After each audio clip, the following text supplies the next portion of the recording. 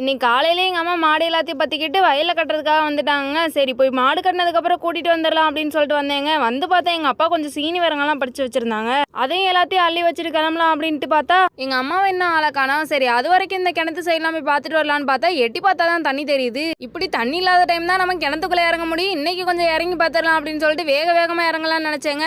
வேகமா இறங்கலான்னு முடிவெடுத்த வேகத்துல கீழே இறங்க முடியலைங்க. 4 படி இறங்குறதுக்குள்ள காலெல்லாம் நடுங்குது. வேகமா இறங்கிட்டு கீழே இருந்து மேலே பார்த்தா ஆத்தாடி இவ்வளவு உயரமா இருக்கு, எப்ப ஏற போறோன்னு ஒரே பயமா வந்துருச்சுங்க.